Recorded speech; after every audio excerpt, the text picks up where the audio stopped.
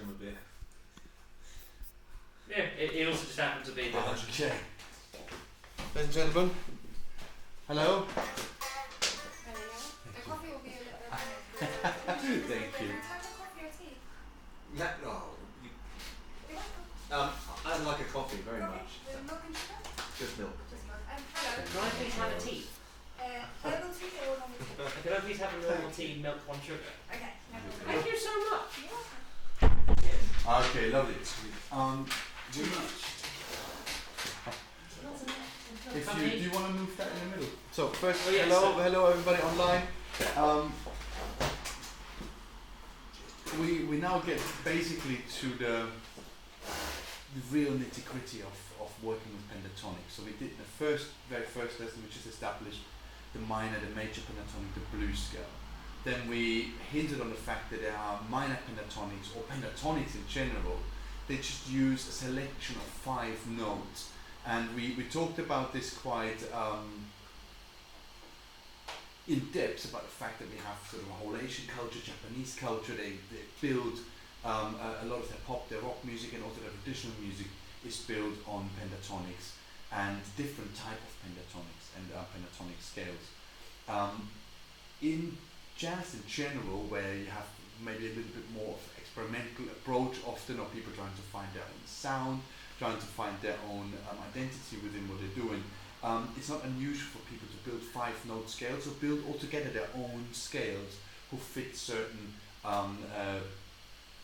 type of improvisational sounds they have in their head, right? So for soundscaping, film music writing, all of those sort of things, not unusual you write your own scales, actually your own stuff. And it's good fun because it's very creative. At the end you get your 12 tones, and you go, take a bit of that, and then you realize, oh, I've got 5 notes here really. They fit over everything, even though the chord progression is quite weird, but they have all of those notes in common, so I can build my own pentatonic out of that. And this is a really, really freeing process, I think, because we go beyond just patterns on the fretboard, and we're thinking about music, we're thinking about sound identity, we're thinking about ourselves as artists, so kind of thinking, hey, there's something that's really cool, that really works for me. Or opposite wise, we go and don't just tick something off as done, but we're thinking of this as just, okay, somebody found a very successful solution to this, and it's our job really to kind of find equally successful solutions within our own sort of, ideology of what our music should be sounding like. So now we're going to go and look into the practical application of all of this, and here the fun really starts. What I've chosen for today is really, I've took a jazz standard chord progression which features a major and a minor 2-5-1. And basically what that does is with a major 2-5-1 and with a minor 2-5-1, we're covering all of the possible diatonic chords. So what does that mean? Diatonic, what does diatonic mean, that word? Within the scale. Within the scale, belonging to the same tonic, isn't it? Belonging to the same root note. So diatonic is everything belongs to the same scale. It's exactly right. Every diatonic scale, as we know, are major scales or minor scales. They have within that scale degrees. Anybody knows what a scale degree is? It's like first, like the root, second, third, fourth. So the different notes, if I want to have to play the second note of a G major scale, I play this from the second scale degree. And in that case I would be A specifically to the G major scale, but it would be considered as a global sort of approach, a second scale degree. So the chord that belongs to the second scale degree would be the second harmonized chord in that major scale. So we have this little sequence of chords. And just because it's a theory lesson, and because I have a diverse bunch of guys listening and being online with all of this, I'm going to go very quickly, just write this down, because it helps later to extrapolate from there into where we need to have this on a more complex theory scenario. So normally we write scale degrees in Roman numerals. And the way this works is that major chords are written in capital Roman numerals. Better writing in there. The magic. When you don't cut off your tape properly, it just sticks. And minor, you know what? Here's another one I learned the other day. If I put this on, It's all better. 1 2 1 2 test. Yeah, this is another Same trick every week. same trick every week. That's right. And one day, the last one, I'm gonna get used to this. So yeah, apologies for anybody not in the room. So major chords have a capital Roman numeral, and minor chords have a lowercase Roman numeral.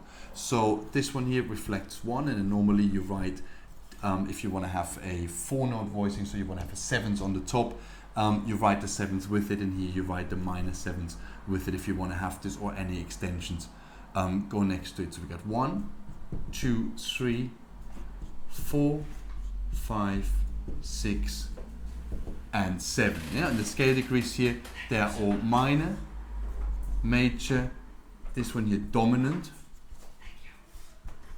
this one here is minor 7, and this one here is minor 7 flat 5, flat 9, flat 5.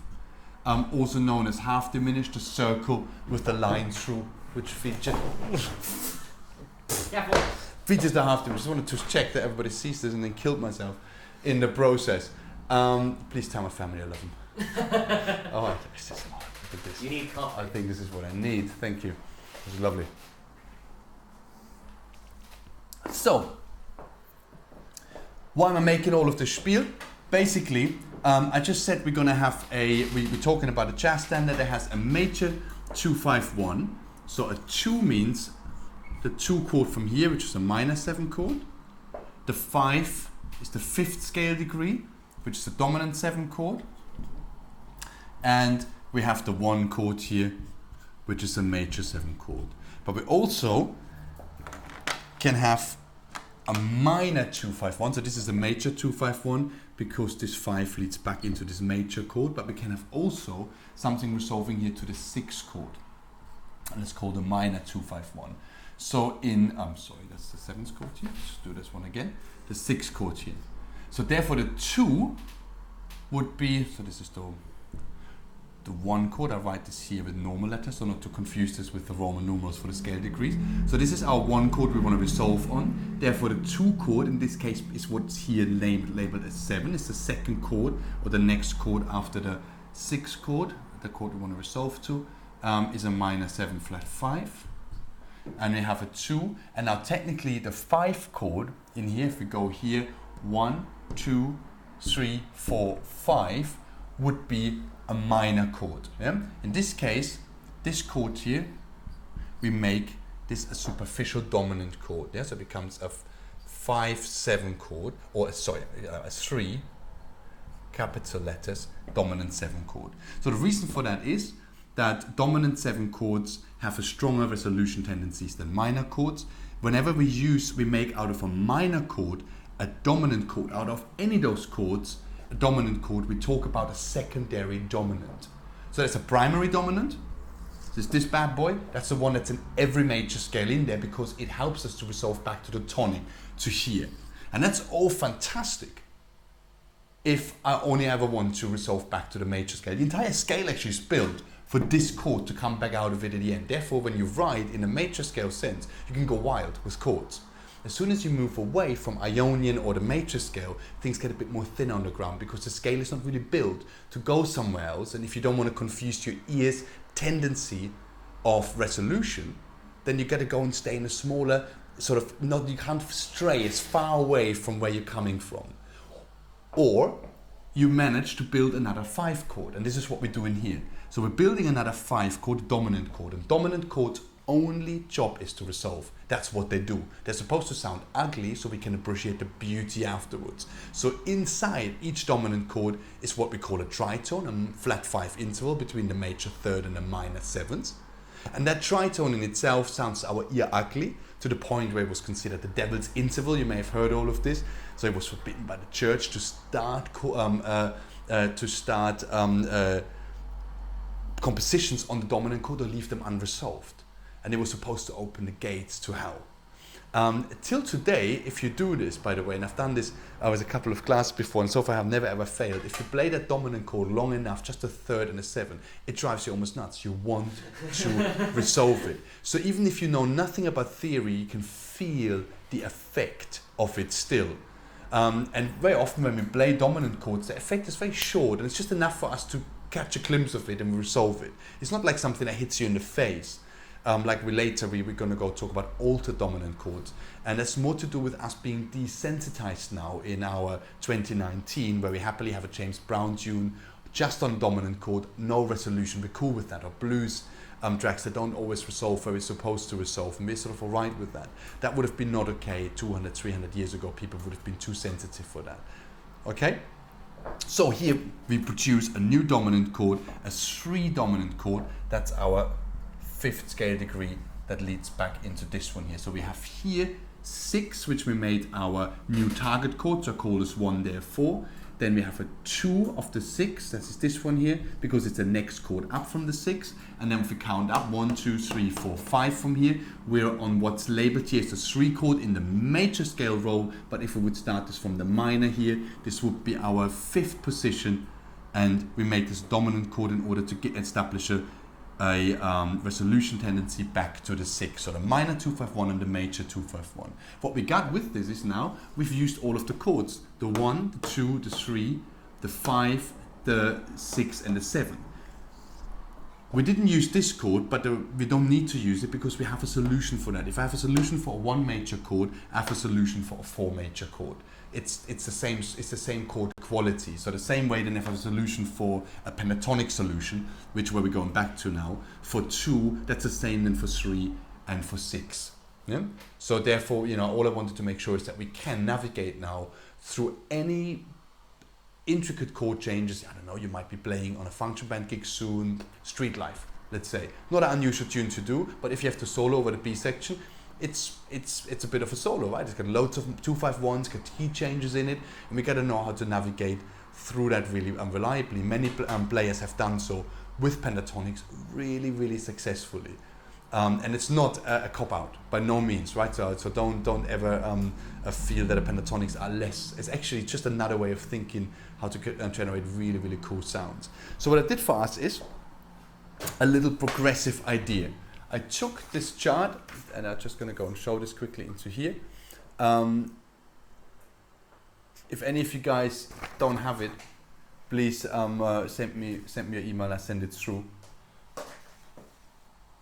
And on the chart, the first thing we do is we basically just play the pentatonic that belongs to the individual chords. That's the easiest way around it. Yeah. So we've got here a chord progression, a C minor.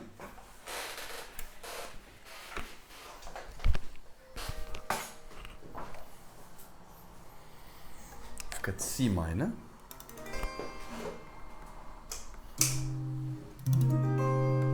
And we play the C minor pentatonic. Yeah.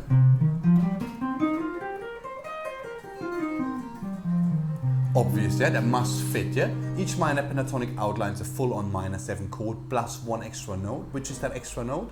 Sorry. So the minor pentatonic features 1 more note than the chord, which is what note, what interval? 4th.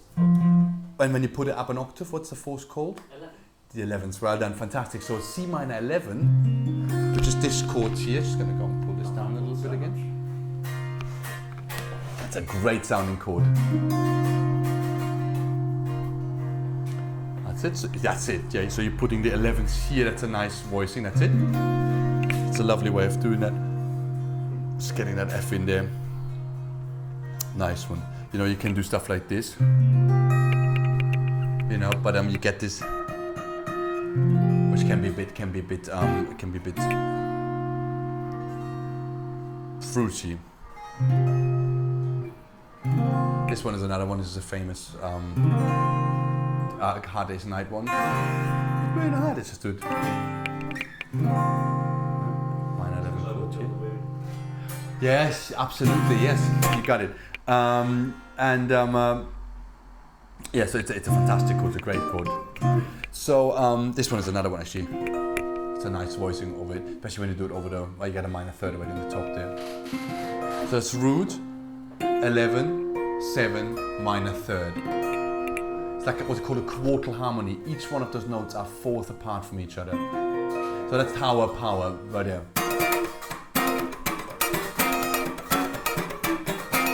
Yeah, that's a typical quartal harmony. It's very typical for horn arranging and for sort of funky guitar playing. It's a good little way out of it. Rather than tertiaran, so where we move in thirds, where each note is a diatonic third away from each other. Here they're all diatonic fourth away.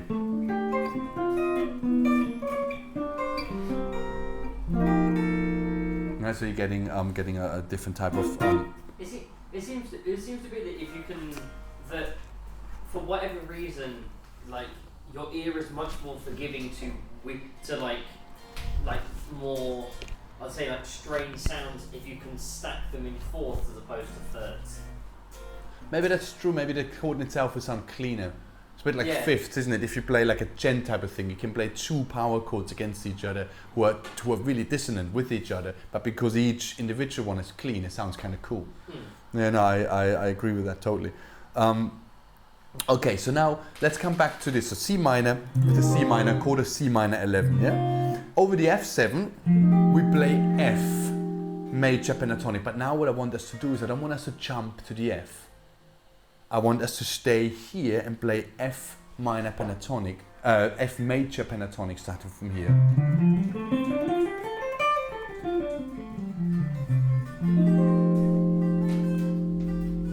Then we have the B flat major chord. So 2-5-1 here, 2-5-1. B flat major chord.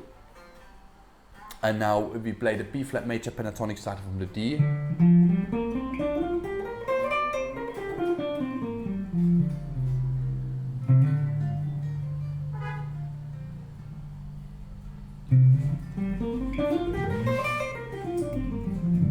And then we go for the E flat major chord.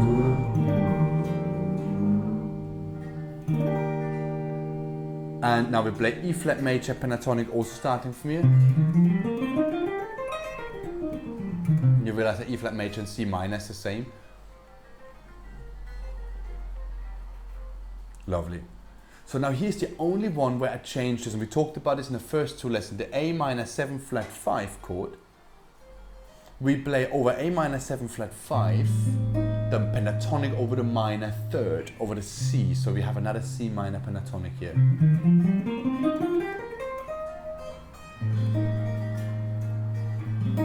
That's it. Then over the D7.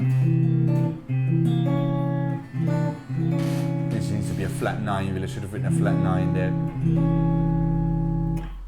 But then the D major pentatonic is a natural 9 in it, so that would get a bit in the way. So we just play D7 then, no 9. And we play the D major pentatonic also from here. By the way, it's a brilliant exercise. I know all of you guys know your pentatonics, but having to play them from one place, it's something we don't really think about, isn't it? Kind of going, okay, I'm just allowed to stick here. Yeah, I'm really having to kind of work things out. That's great, isn't it? Because it means your brain starts thinking while you're playing. When you improvise, the ability to have in practice to use your brain actively while you're playing, I think is vital. It's, I think, one of our biggest enemies is when we improvise is that we can't think quick enough about what we need to do. And so we practice at home, we're cool and relaxed and things are just flowing on. This is great. And then you're on the gig and everything is sort of, your brain buzzes and you're kind of going, oh man, now just reverted back to the same old 3 licks because I just couldn't get into it. But we have to practice also thinking, you know, why we this doesn't just come by itself. I think it's a hard thing to do, thinking while you're playing, because all we do is the opposite. We practice up until we don't have to think anymore. So the A minor 7 flat 5 one more time, half diminished chords, go a minor third up and play the minor pentatonic over that. Then D7 we play D7 D pentatonic, and the G minor we play the G minor pentatonic.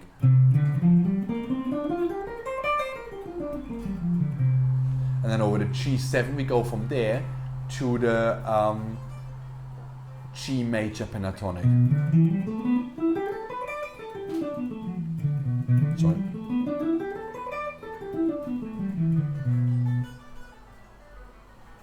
That's it.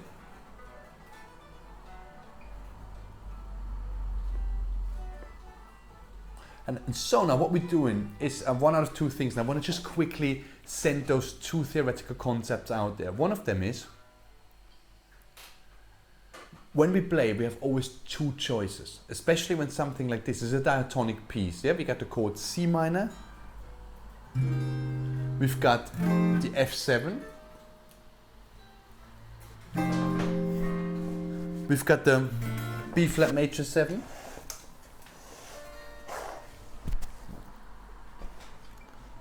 And we've got the E flat major 7. And then we've got the A minor 7 flat 5. D7, that's the only chord we talked about this. We make a dominant, a secondary dominant out of this. It's a primary dominant in G minor, but a secondary dominant in the key of B flat major. So we're in the key of B flat major here.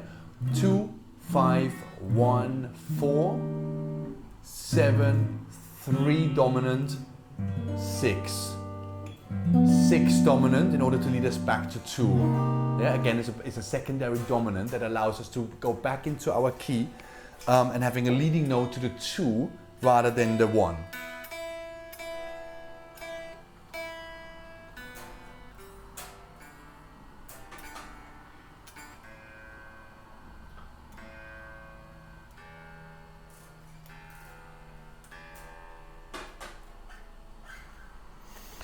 So, 2 choices whenever we play. One choice is outline the changes, and the other choice is what you call either blanket scales, tonal center approach.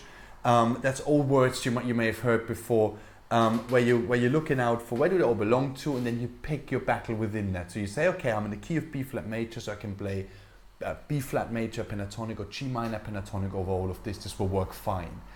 With that, the problem is it's directionless. We do not highlight the important notes within that. So I want to start this off before we go around the pentatonic with just a basic awareness. And so we're going to go play now those chords. We're going to go play C minor, 2, 3, 4.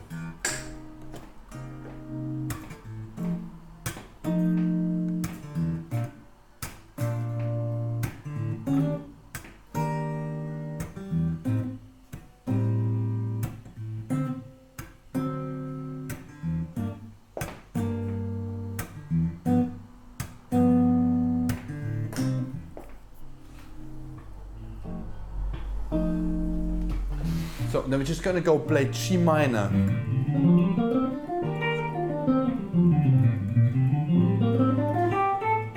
And every time we hit the D, we play the major 3rd and the G.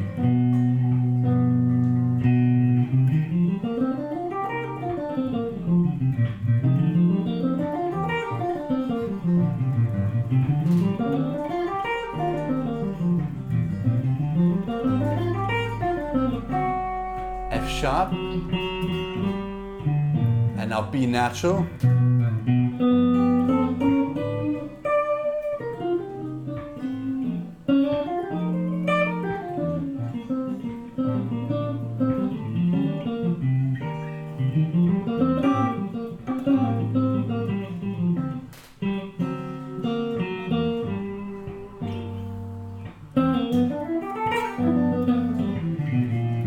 so all I did now is basically in this chord sequence I played G minor all the way through without any other notes really. And then as soon as I came to the D7, the one chord that features a note that is untypical for the key, I've highlighted that one note. Therefore, I'm now starting to structure my improvisation in relationship to the harmony rather than in relationship to the 3 licks I'm knowing. Right? So it becomes contextualized, what we're doing. And the second thing is, of course, the turnaround in the end. The G7 leads me back to the 1 chord. If I manage, and that's what we talked about a second ago, to hit that major 3rd, the B natural in there, again, I'm doing the same thing. I'm giving it direction.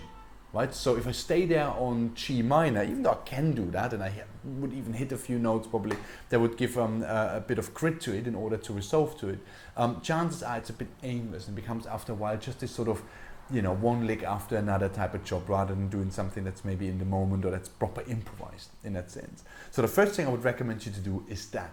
Play the G minor, do all your different shapes over the fretboard as an exercise maybe, but every time, wherever you are, if you're on the D chord, you got to play the F sharp and you just play that note and nothing else, and every time you come into the G, you're playing the B natural and nothing else.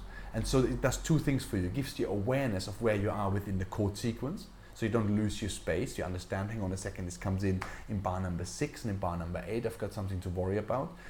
Therefore it also highlights bar number 1, so the repetition of the sequence becomes really clear. And secondly, I've got a point to play towards to.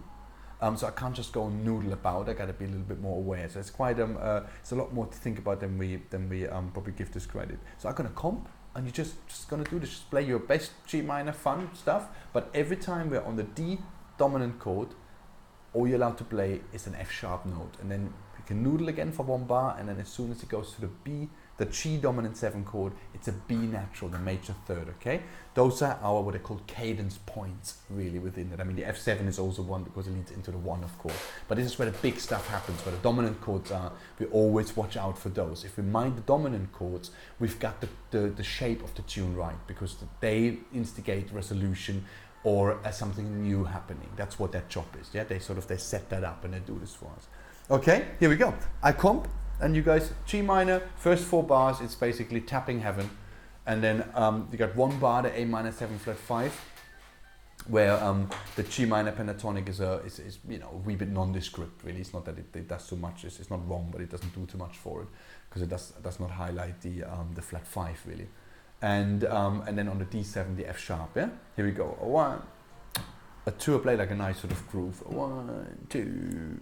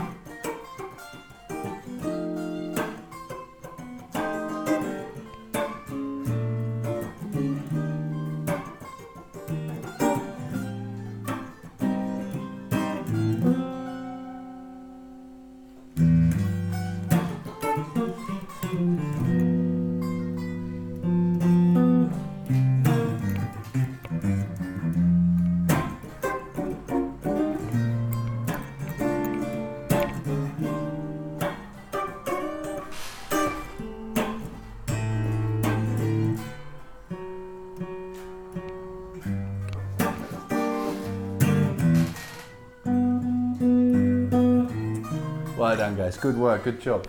Nice one. So it's just awareness, isn't it? It's not that it's going to go be outrageous, but it's just the first step really to getting into the next level. Cool. So with that, the next step is that we can have different pentatonics, of course, first of all, implying different modes. So now we can get even more specific. We can now look at this and go, okay, which one of them is the 2 chord? I know in my major scale, you know, I know I have a tone, tone, semitone, tone, tone, tone, semitone idea. So if I know, I mean, B flat major, C minor is the next note up, so it must be the 2 chord of that scale. Therefore, I want to have Dorian. So which pentatonic, can you remember, gives us a Dorian sound? I guess the one the second up. A tone up, yeah, exactly right. So over C minor, we can now play D minor pentatonic. Now the whole thing becomes interesting, because now we're thinking a different root note than what the chord is altogether. Eh? Let's have a quick look. So, I'm going to go play them a bit longer. 2, 3.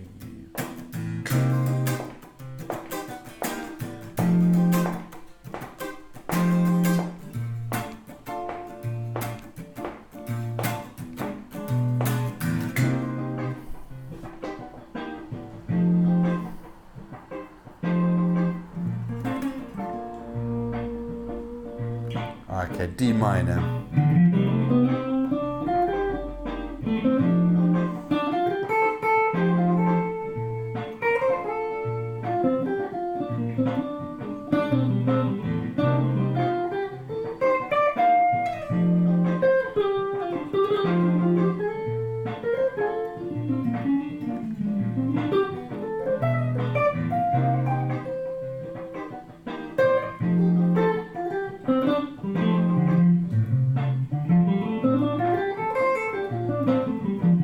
So I stuck to that D minor all the way through. What we got with that D minor here is we've got Dorian over C, F7 over F. Actually, no 7. We got an F6 really over F, because there was no, there was a B natural in it, but no Sorry, not B natural, sorry, it was a natural 6 in it, I must say, not a minor 7. And then over the D, over the B flat major, it was really cool, wasn't it? It's a nice sound because we're highlighting with the D minor, we're highlighting the major 3rd, we're highlighting the 5th, we're highlighting the 6th, we're highlighting the major 7. That's really lovely chord. That's a lovely thing to do. So 3, 4, and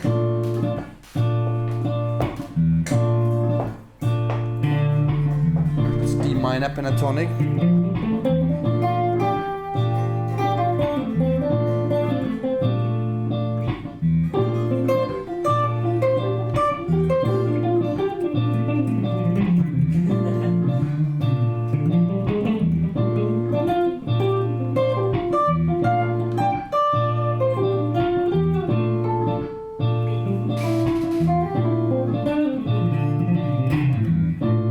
It's such a lovely sound. I slipped in a cheeky sharp 11 there on the.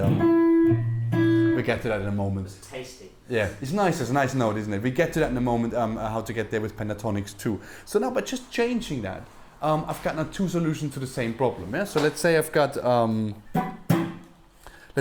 this. 1, 2, 3, 4.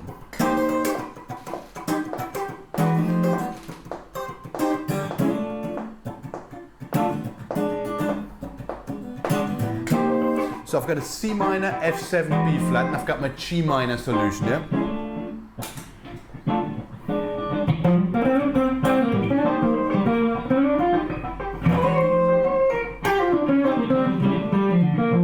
That's G minor.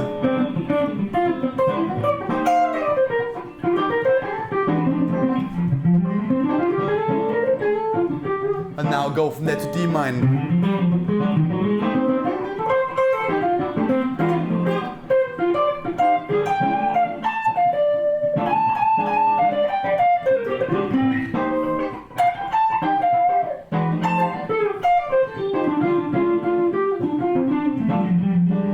Second solution to the same problem, yeah?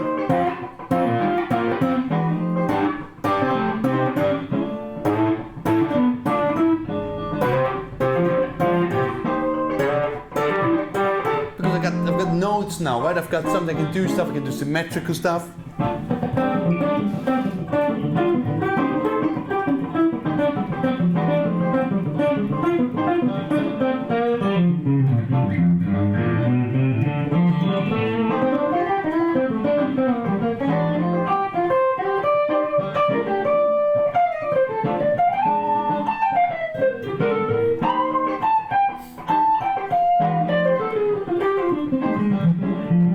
And so forth, yeah? And it sounds so much fresher, right?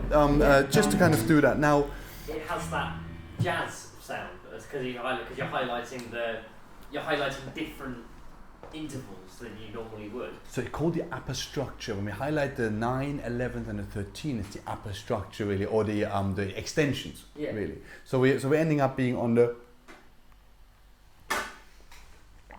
higher part of the chords, absolutely. And it gives you just different target notes. Therefore, your improvisation sounds a bit different because you're hearing different things. Okay, so this is a great moment for me to kind of talk one more step about pentatonics in general.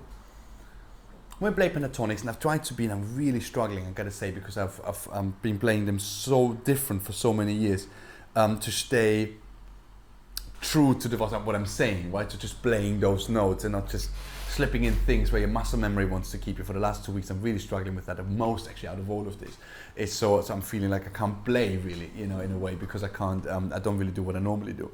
But one of the important thing is, when we now want to go branch out a little bit, especially with pentatonics, without knowing anything about really weird scales, about superimpositions, about being able to modal interchange, about all of those concepts we talk about when we talk about maybe slightly outside playing or introducing chromatic notes. One of the beautiful things you can always do, you can connect 2 right notes with chromatic steps in the middle.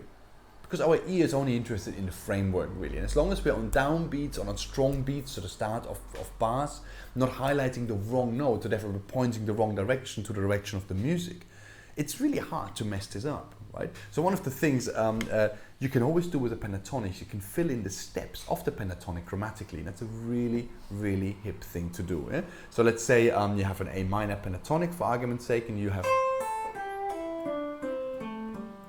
that's your A minor pentatonic. You can do,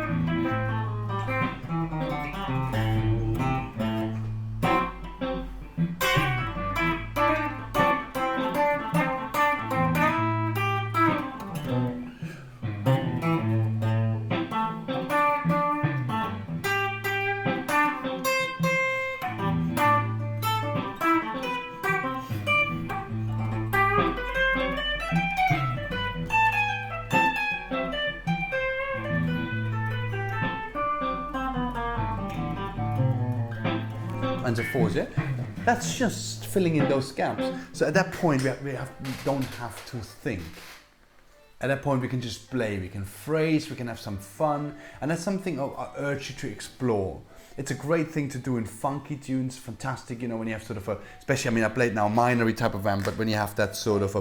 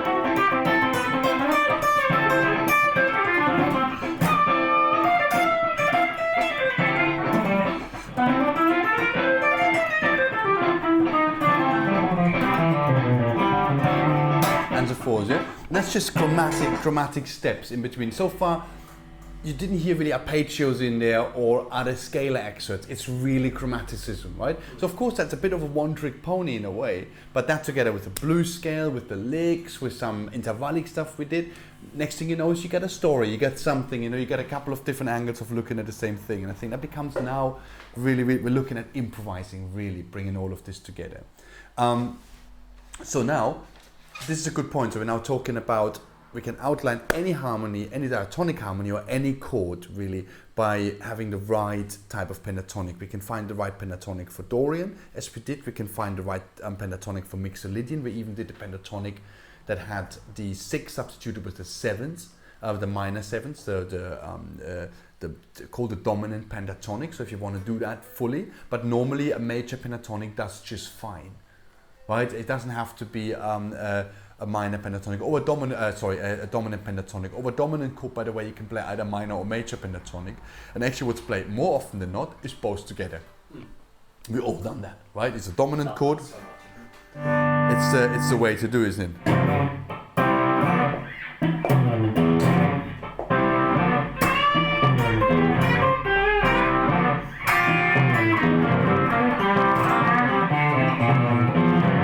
It's a mix of the two, yeah? We've done this 100, that doesn't change just because it's part of a 2-5-1. The only thing that changes often is that we don't have that time to develop that sound so much. We won't get those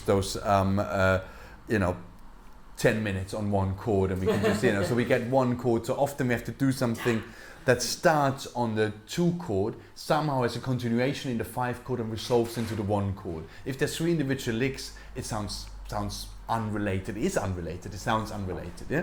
And the way to do that, by the way, is through rhythm. We get to that in one moment. So we can create all of those sounds: dominant sounds, major sounds, minor sounds, Lydian sounds. We can create. We talked about this last week. We can create half diminished sounds by going over the minor third, and that's kind of it. That gets us through the entire scale or through any chord we can find that comes from our normal diatonic system. Now, I've written out in the next 2 lines, because the chord progressions, chord sequence just keeps ticking over, different ways of now tickling out different sounds. And one of the most obvious things to do is, rather than playing over C minor to D minor, is to play the G minor pentatonic over the 5th.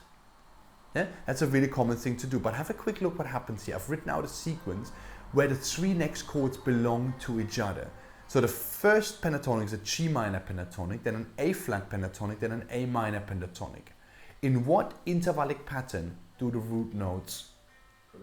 They chromatically ascend. Yeah? So now what I recommend is, if something chromatically ascends, so you got here basically this.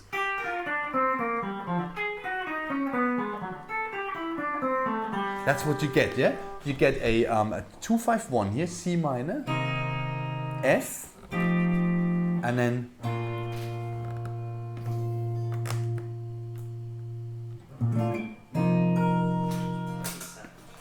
say again? That's such a pretty sound. Put new strings on it, it's not so.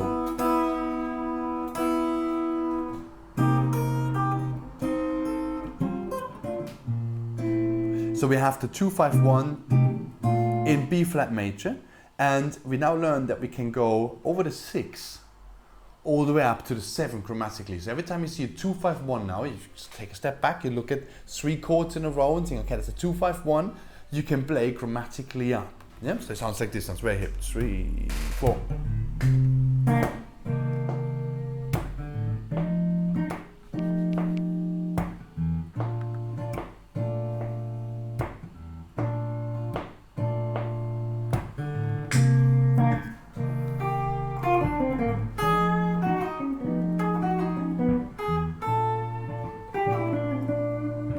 That's a lovely sound, eh?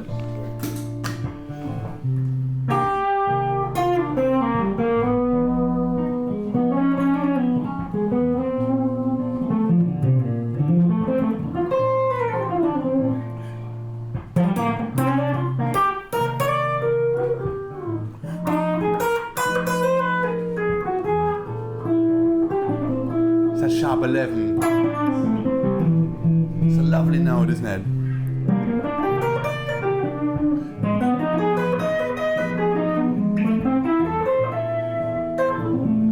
Lovely, and let's just now play the arpeggios instead of the pentatonic. But we learned earlier that the pentatonic is the arpeggio plus 1 note, so that's always an option. Yeah. So you pick a rhythmic phrase that fits together. 2 out.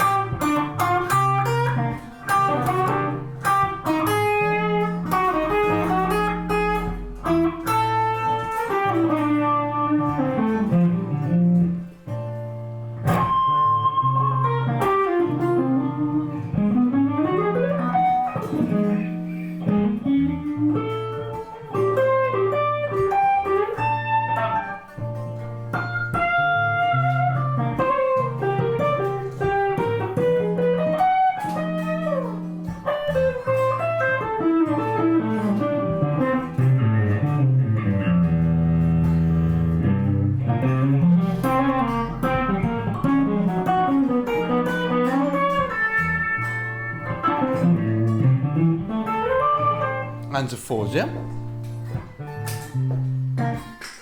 Makes sense? That's a really cool way. There's a 2-5-1 right there. So now I'm asking you, why a flat minor pentatonic? What is happening and what are we doing? What's the magic? Because it sounds killer, isn't it? I mean, you look at the notes and it shouldn't work at all. So I need 2 explanations. One of them is, what are we creating? The other one, why does it work? What do you guys think?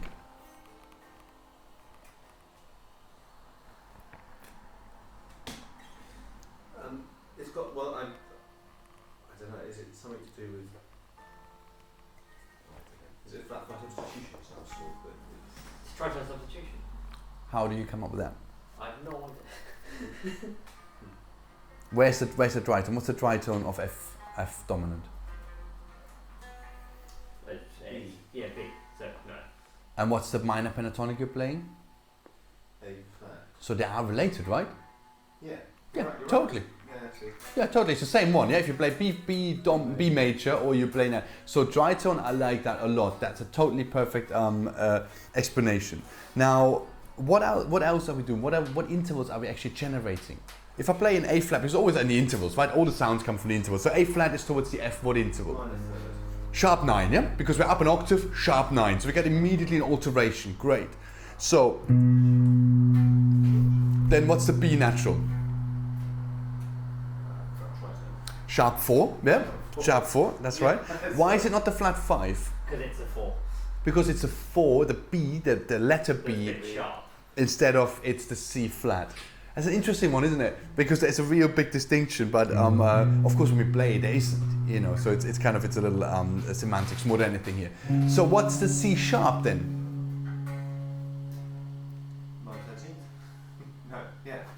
That would be the C sharp would be what? The D flat would be the minor 13s or flat 13s. It's The C minus sharp is, what's the C in the key of F?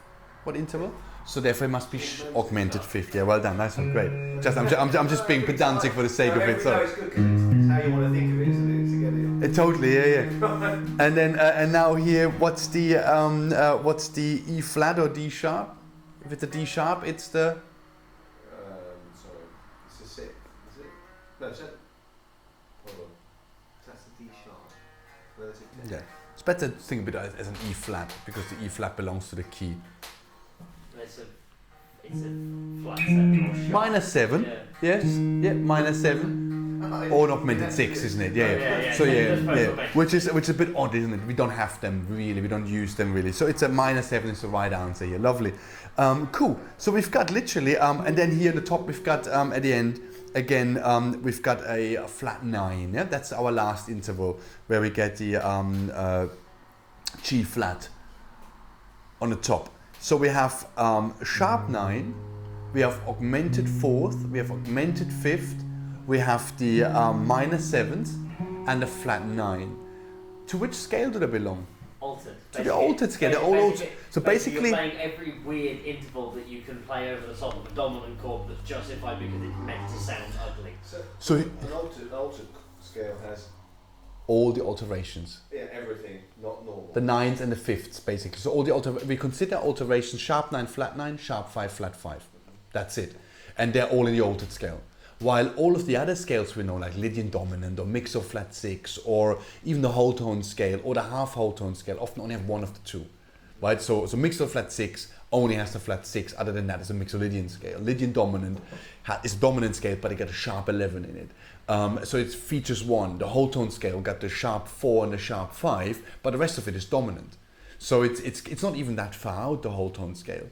While the altered scale is the one that features all of them. It's got that, and the difference between the altered scale then and the half whole tone scale is they have different 6s in them. So the whole tone scale, the altered scale has the flat 6 in it, while the half whole tone scale has the major 6 in it, and that's how they distinguish from each other. So you get with the altered scale, basically this is like a it's a non-refined way of dealing with a chord I want to resolve. Is the altered scale really? I'm sort of throwing everything at it, right? This is kind of saying, okay, I want to make sure everybody knows here's danger, so I put all the red flags up. I don't say what specific danger it is. I just put all the flags up. I say there might be a shark, and at the same time, drum comes to visit, right? It's all the problems you can possibly have at once, and that's your altered scale right there. But what we really want to remember, and this is massively important, whenever I have a dominant chord I want to resolve a minor third upper pentatonic. Every single time I have a dominant chord I want to resolve, a minor third up the pentatonic gives me altered. Yeah? So whenever you see this, now you're thinking a minor third up, and it gives you those notes. But also, right? just knowing that that's there, even if you're not doing, because obviously if you play altered throughout the every time you get to a dominant chord that wants to resolve, people will get sick of you and eventually they'll hit you. So just knowing that it's a minor third playing pentatonic, it means you know that's there, so you can just add it in, just basically so you know which chromatic notes to go for. Well, very true, absolutely right. And there's a whole bunch of things. So remember what we said last week. We said, for example, over dominant chord, we can play a tone up, a pentatonic. Gives you a sus sound, right? So over dominant chord, that's done a lot. So you say you play G, let's say, and you want to go from a G to a C. You play a blues, play a little blues for us.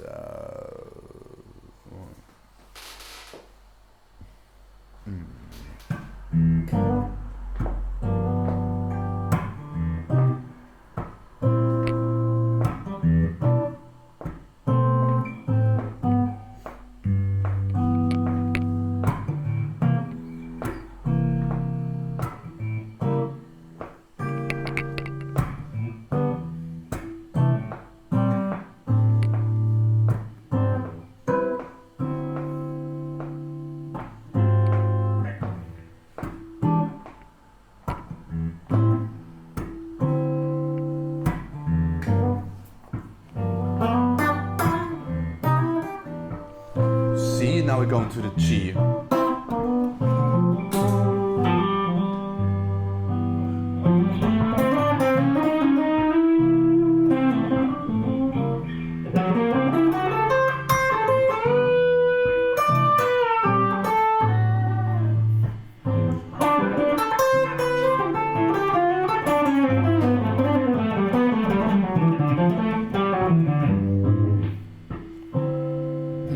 Went to the 5th again.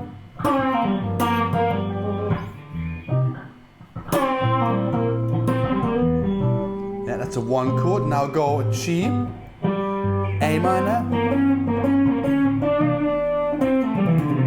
A minor, B flat into the C. Yeah, plays a bit more.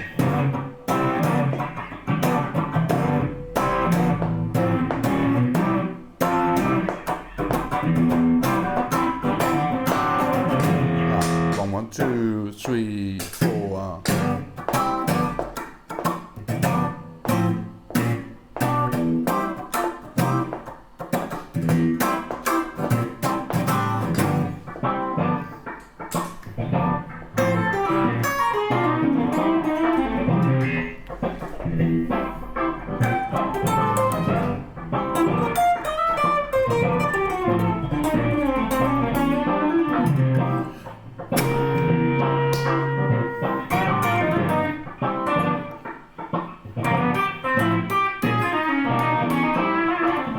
That's A minor and then B flat minor pentatonic.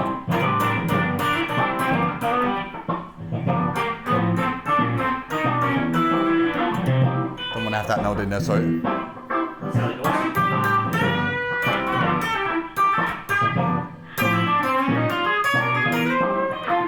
That's a really simple thing to do, but it's really effective. So the A gives you a sus sound. You're still a mixer, really. You're just highlighting different notes of that same scale. And then from there you're in altered, because you know you're going to the C. G is the 5 of C. Therefore you're having a perfect cadence, and therefore you can alter it, yeah? And it basically all it means is you're preempting what's going to happen anyway. You say, look, there's going to be a resolution. All I do is put an indicator on. That's all I'm doing here. I'm just going to make sure you know there's a resolution. If that wouldn't resolve at that point, it wouldn't sound great. You would sound like you're aimlessly. You're sort of, it's the guy who indicates after he's driven out, right? And you're not sure if he's going to go, come into a lane or not. That's not what you want to be on the when you play. So it's got to have direction within that. Yeah. Does that make sense? Okay, so that's really that. So that's where that dominant chord, a minor third above a dominant chord. If you play a minor pentatonic, it's altered. It's an altered sound. It's also known as the altered pentatonic. Yeah? So that gives you that sound. So now the A minor pentatonic at the back here gives you that Lydian sound. Remember we talked about this last week. Whenever you have a major chord and you play behind the major chord, a semitone behind it, a minor pentatonic. Semitone behind, a semitone below, I'm very guitar here.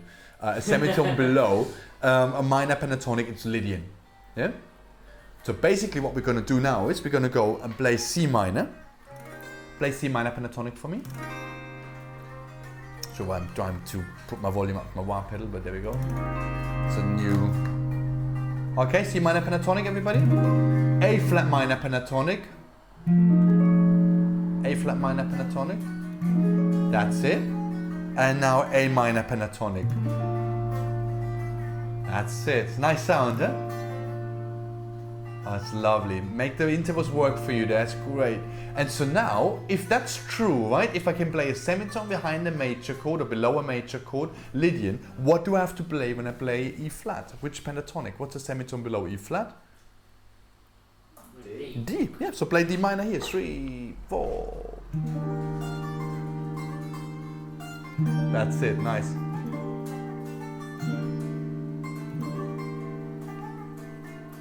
So A natural is a sharp 11. That's the note. Yeah. Yeah. So now what we got is C minor.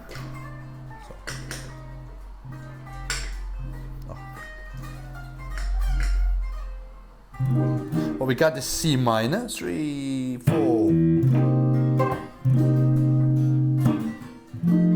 A flat minor. A minor. And then D minor.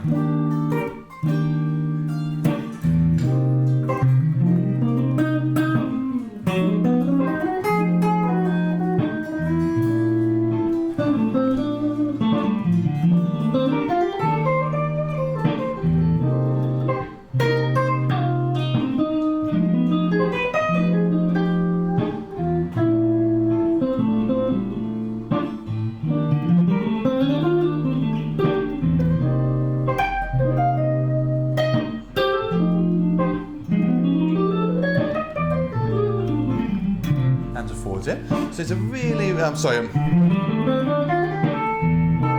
that A natural again, yeah, that gives you that sharp 11. So now we're really outlining changes here. But of course, don't have to race through that neither. You know, we can just make the notes work fast. We can just go and say,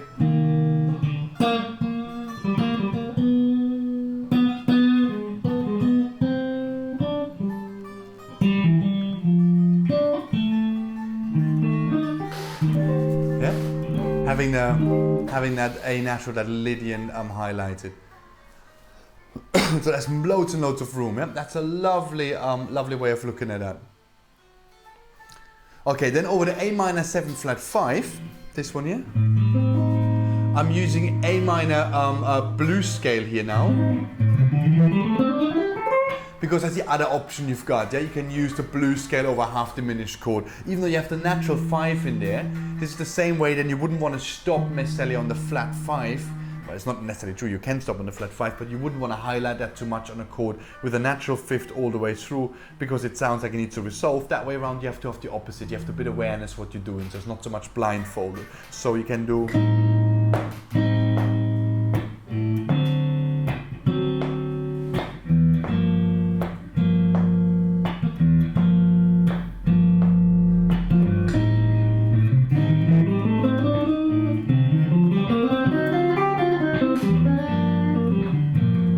C minor pentatonic over the D7, yeah? So one more time.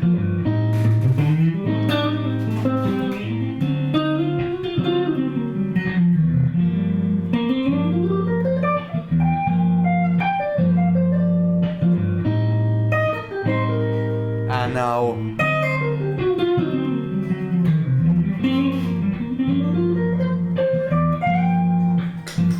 the C minor pentatonic features 2 intervals in there. They're really, really helpful for the D7. We have a 3 chord, yeah, which is Phrygian when we go for our modes, Ionian, Dorian, Phrygian, our 3rd mode. We made it into an artificial dominant chord, so it's Phrygian dominant, and it happens to be a 5th mode of harmonic minor, right? You may need to notice, you don't need to notice, but what's good is if you see a minor 2-5-1, so a 5 that resolves into a minor chord rather than to a major chord, you can play a tone below. You can play the minor pentatonic, and you're highlighting the flat 9. Now the flat 9 is in bebop, for example, considered a chord tone. It sounds like the worst note you can hit. It's the sweetest note. I promise you right now you can hit. I show you just a note. You're gonna love this. This is a revelation. 3, 4, 3, 4.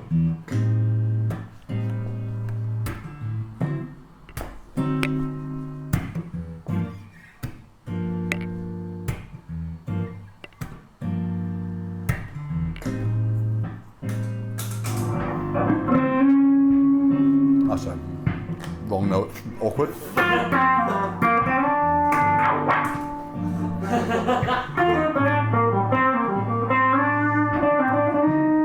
It's a flat 9. Just a G minor arpeggio there. So again, we're going here for the A minor. No. One more time, maybe I hit the right note then. It's incredible now. Here we go.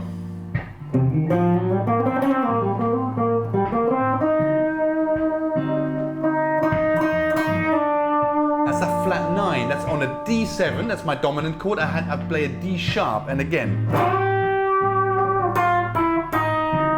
That's a flat 9.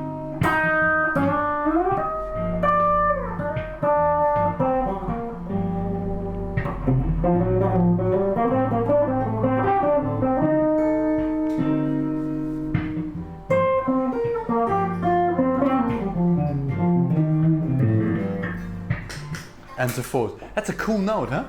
That's not, and does it sound wrong? It doesn't sound wrong for one single bit. Why? Because of course it does two things. It's a semitone away from the fifth, a strong chord tone. So we expect that resolution. It's already implied. The minute the first chord is played and you heard the chord progression through, you already know the direction, right? So the flat 9 is a target note. Don't ever be shy of hitting that, especially not in a melodic sense. It's a killer note. Really, it's a killer note. So that C minor pentatonic highlights that really, really strongly, but it also highlights the flat 6. And the flat 6 is a semitone away from the major third, or is if you want to resolve to the major chord, or on the minor chord, it's already indicating the minor third that's coming up in the next chord. Yeah. So on the D7, the flat 6 and the flat 9 give you that Phrygian dominant sound. That's actually how that's really harnessed. Yeah, so you have a flat 7 with the C, you have the flat 9 in there with the E flat, and you're having the flat 6 in there with the B flat, or against that D7 chord. So here again, as a way I'm thinking about is a tone below the dominant chord, a minor pentatonic. And again, you can play blues there, it's no problem. Yeah, that's you know, you can play your blues scale there, but what I want you is when you practice this, rather than thinking about your licks you're knowing, first and foremost think about how the new intervals sound. On an altered, for example, those intervals, they are harsh, the one when we go a minor third up, but when you go a tone below it, they're soft, they're not as harsh, even though they're also highlighting. So the flat 9, for example, is something you have to get to know as a friend, really, when you have a dominant chord. While you know, if you have, for example, the sharp 9, it needs to be resolved. It's a strong note, you know, especially against a dominant chord. It's not something, you know, if you just sit on it, it's gonna do just a sweeter job. It's still in there, it's bluesy, it's no problem, but it's not gonna be that same real sweet, almost melodramatic effect the flat 9 is having. I think that's really important for that, to get that right. Okay, before I go to any more than this, I have one more solution to this, and this is if you go one line further down where it says C minor, F sharp blues with the major 6. Remember we did the major chord, this one here.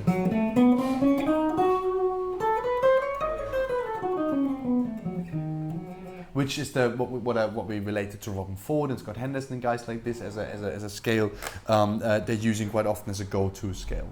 And this is one I really like. So you have a C minor chord. I'm just going to demonstrate again. 3, 4, and sorry, such a weak press. 3, 4.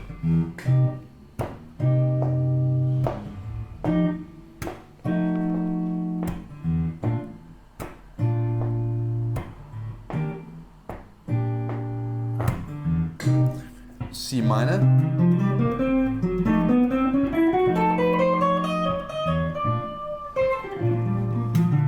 Time.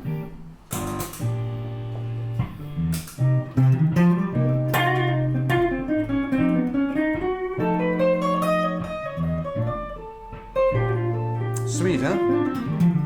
So the reason why we need the 6 in there, in order to outline a dominant chord, what I want is the 3rd and the 7. Everything else is negotiable.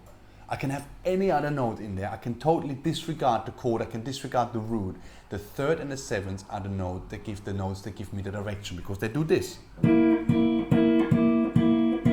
Yeah, also an F even. Yeah, those are the 3rd and the 7th. That's what they do. Yeah? With those two notes, that's the only thing we're hearing really. The root note is quite weak in a way. Yeah, so we're not really interested. Much better because semitone resolutions are so much stronger than. When you've got something that's kind of as spiky as the tritone, like you're right, everything else about it is entirely superfluous. All you're really hearing is. It's exactly right. It's the strongest interval in there, but also it's that it gives you direction. It's so gritty. It wants to resolve. And if you're in a tonal sense already, your ear naturally then wants to resolve to just those two other notes. So it's like it's a foregone conclusion that's going to happen. So as long as I have in my scale those two notes reflected, I'm safe. Right? That's the key to it. Then I'm safe. So I'm actually outlining the changes, I'm on top of it, so I'm not just playing a random thing against it, I actually made a very clear decision. So here, this scale, if I play the normal pentatonic, I'm actually highlighting the major 7 of the F in there, yeah? So here I'm thinking a semitone above the root note, that's a semitone above. I'm playing a minor blues scale where the 7 and the 6 is replaced with each other. Yeah, that's one of those extra pentatonics we had last week. And it's a great sounding scale. Yeah, there's no I think it's not going to be much trouble making that sound like, you know, like a cool little line. And of course, it all comes down to that resolution. That resolution to the D minor pentatonic is so sweet.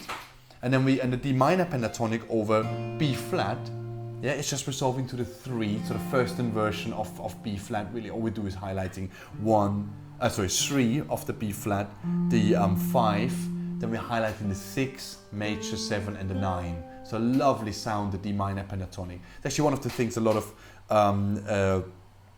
jazz courses highlight really strongly where they go, look, when you have a 1 chord, don't think 1, think 3. Yeah, right, you go. Outlining a D minor chord, yeah, over a B flat.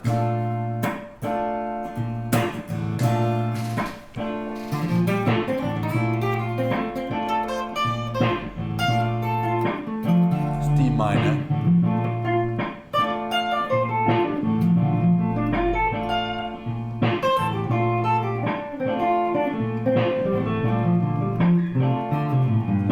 It sounds really, really inside, right? But you get the 6, get a 9, which is lovely, major 3rd, really obvious, and then you can do what we did earlier, jazz it up a bit. That's really obvious.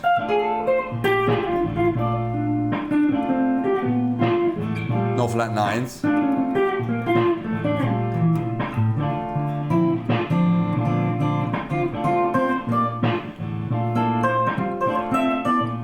Playing D minor chords, yeah?